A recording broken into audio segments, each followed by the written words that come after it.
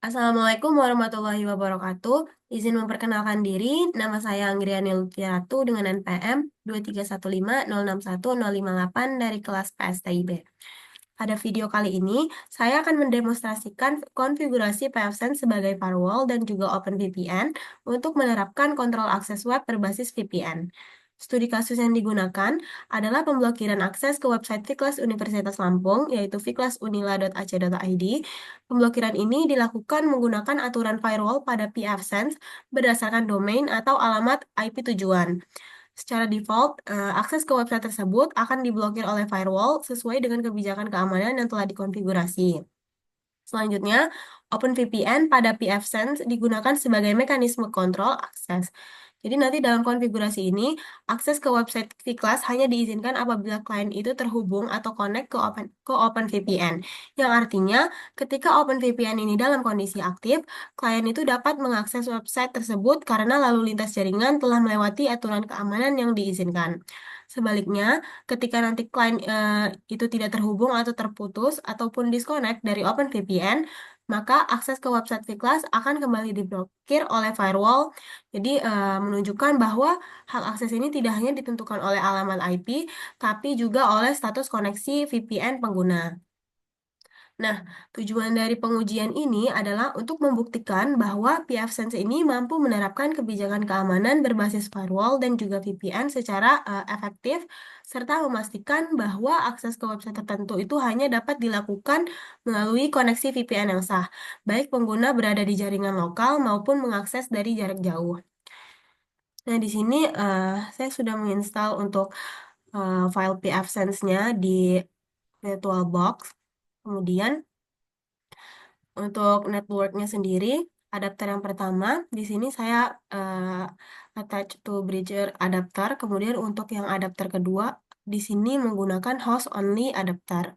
Lalu ini ketika telah di running, di sini ada IP untuk WAN yaitu 192.168.100.111/24 dan juga ada IP LAN yaitu 192.168.56.2/24. Jadi untuk di sini saya membuka web antarmuka pfSense menggunakan alamat IP LAN yang berfungsi sebagai akses untuk masuk ke halaman konfigurasi dan manajemen sistem pfSense melalui jaringan lokal. Sini kita buka. Nah, di sini tadi pakai IP yang LAN 192.168.56.2. Untuk yang pertama-tama, di sini kita klik sistem lalu pilih yang sertifikat. Nah, di sini saya sudah membuat untuk sertifikatnya. Ini mana untuk cara membuatnya, di sini kita klikkan sertifikat. Terus untuk itu kita klik add. Di sini saya akan memberitahu bagaimana cara untuk menambahkannya. Yang dimana pada tahap awal ini sertifikat itu digunakan sebagai mekanisme autentikasi dan juga enkripsi pada layanan OpenVPN, sehingga koneksi antara klien dan server itu menjadi aman. Di sini untuk metodenya pilih yang create an internal certificate, terus nanti di sini descriptive name-nya bisa menggunakan VPN server cert. Terus untuk sertifikat authority-nya pilih yang kita buat VPN CA. Terus untuk key type-nya RSA 2048 ini default saja. Kemudian untuk common name-nya di sini kita beri nama VPN server.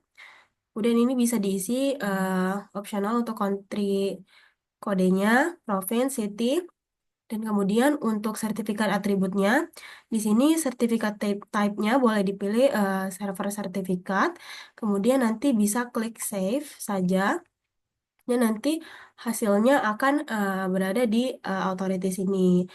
Sini name-nya VPN-CA internal, sertifikat, terus ada distinguished name-nya, dan in use open VPN server. Selanjutnya kita buka VPN, lalu klik Open VPN. Nah, di sini kita akan melakukan pembuatan Open VPN server menggunakan Open VPN Wizard. Jadi ini saya juga sudah membuat untuk Open VPN-nya, di mana pertama-tama agar muncul tampilan seperti ini, kita klik Wizard. Nah, wizard ini untuk mempermudah proses konfigurasi OpenVPN mulai dari pemilihan sertifikat, metode autentikasi, hingga pengaturan jaringan VPN-nya yang akan digunakan oleh klien. Di sini untuk type of servernya, kita pilih local user access, kemudian bisa di next.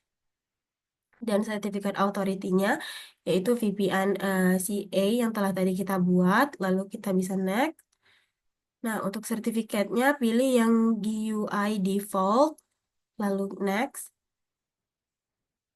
Nah, di sini kita bisa beri deskripsinya, yaitu misalnya OpenVPN client to site. Terus untuk protokolnya pilih yang UDP on IP versi 4 only. Terus untuk interface-nya pilih yang one. Terus local portnya 1195. Lalu ini bisa dicentang aja untuk enable dan automaticalnya. Yang di sini parameter ini secara default. Terus di sini kita akan memasukkan IP versi 4 tunnel networknya. Yang dimana itu untuk IP VPN-nya yaitu 10.0.8.0/24. Kemudian di sini juga kita memasukkan IP local networknya yaitu 192.168.56.0/24. Kemudian di bagian client setting untuk dynamic IP-nya bisa dicentang.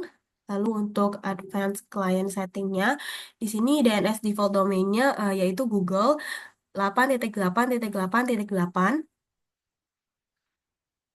Kemudian nanti di sini bisa di next. Nah, selanjutnya jika tadi sudah melakukan per step di bagian wizard, nanti akan muncul di tampilan server seperti ini, di mana di sini ada tampilan interface-nya, protokolnya apa, tunnel network-nya, modenya, description, dan juga di sini jika ingin mengedit ataupun menghapus. Selanjutnya, kita masuk ke bagian sistem dan user manager. User ini akan digunakan oleh klien untuk melakukan autentikasi saat terhubung ke OpenVPN dan juga sebagai syarat untuk melakukan ekspor konfigurasi klien VPN. Yang dimana di sini sudah terbuat yaitu username-nya VPN user, full name-nya VPN user. Ini untuk app-nya bisa dilihat nanti di sini menambahkan user, menambahkan password, full name, lalu bisa langsung di save. Selanjutnya di sini kita klik VPN, lalu kita masuk ke OpenVPN, lalu kita klik yang client export. Nah, di sini kita dilakukan proses konfigurasi OpenVPN client. Jadi hasil ekspornya ini berupa file konfigurasi yang file config yang nantinya akan dimasukkan ke dalam aplikasi OpenVPN pada sisi klien. Jadi file ini akan memungkinkan klien itu untuk terhubung ke OpenVPN server pfSense dengan parameter yang telah ditentukan. Nah, jika sudah melakukan download untuk klien ekspornya, di sini kan ada user, VPN user, dan untuk sertifikat name-nya VPN user cert. Kemudian untuk mendownload OpenVPN-nya, kita bisa klik yang di bagian current Windows installer yang di 64 bit. Lalu setelah itu kita melakukan proses instalasi seperti aplikasi pada umumnya. Lalu di bagian inline configuration di sini kita bisa download untuk yang mouse client. Jadi nanti file dari mouse client ini kita masukkan ke dalam file config di dalam OpenVPN-nya.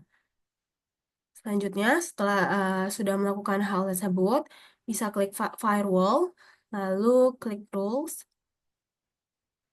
Nah, di sini merupakan tahap terakhir dari pengaturan firewall untuk mengontrol akses ke website Vclass. Yang dimana di sini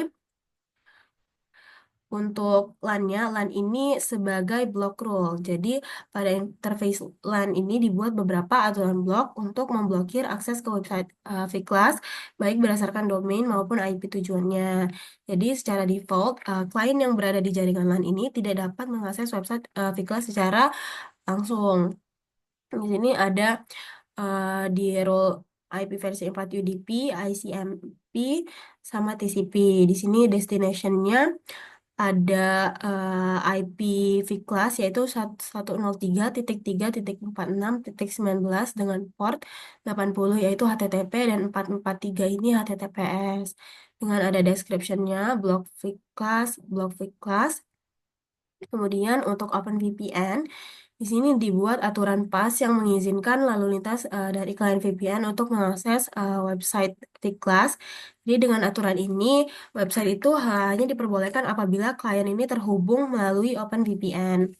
Di sini ada IP versi 4 UDP, ICMP, dan juga TCP, di mana untuk source-nya itu yaitu ini IP VPN-nya 10.8.0.0 dan destination-nya 103.3.46.19 yang 19 yang merupakan IP dari Viklas Unila. Selanjutnya di sini ada WAN, di mana WAN ini untuk mengizinkan koneksi OpenVPN dari internet ke IP WAN pfSense. Jadi aturan ini diperlukan agar klien itu dari jaringan luar dapat terhubung ke layanan OpenVPN server, yaitu berupa IP versi 4 UDP dengan destination yaitu berupa IP dari WAN-nya yaitu 192.168.100.111 dengan port 1194. Selanjutnya di sini kita langsung buka saja untuk OpenVPN-nya. Ini OpenVPN GUI. Ini kita pilih yang pfSense UDP 4.1194 VPN user config. Lalu kita connect. Nah, di sini kita diminta untuk memasukkan username dan juga password yang telah kita buat pada user manager tadi. Lalu kita oke, kita tunggu. Nah, di sini sudah connect dengan IP-nya 10.8.0.2. Ini kita coba untuk buka request terlebih dahulu. Ini terbuka. Kita coba untuk ping di kelas dengan IP-nya 103.3.46.19. Nah, di sini berhasil dengan tanda reply from, yang artinya ketika kita menghidupkan OpenVPN, vClass-nya itu dapat terbuka. Lalu di sini, jika kita ingin mencoba untuk memblokir untuk VPN-nya, ini kita disconnect terlebih dahulu. Ini sudah kita disconnect. Selanjutnya, ketika kita sudah mematikan OpenVPN, kita coba untuk ping kembali vClass.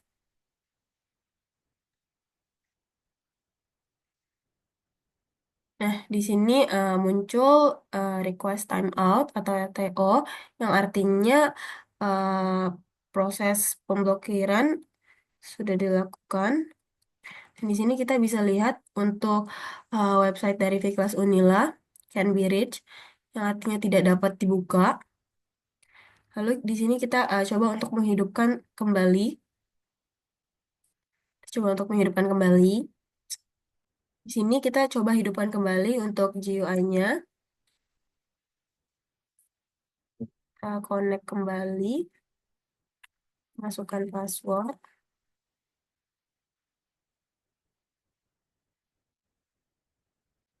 Nah, setelah kita menghidupkan untuk OpenVPN GUI-nya, kita coba untuk ping kembali vClass 103.3.46.19. Nah, di sini muncul reply from yang artinya untuk vClass berhasil terhubung kembali. Dan di sini juga sudah muncul halaman tampilan vClass yang artinya kita dapat menggunakan vClass kembali dan untuk itu tidak terblokir. Sekian penjelasan dari saya. Mohon maaf bila ada salah kata. Wassalamualaikum warahmatullahi wabarakatuh. Terima kasih.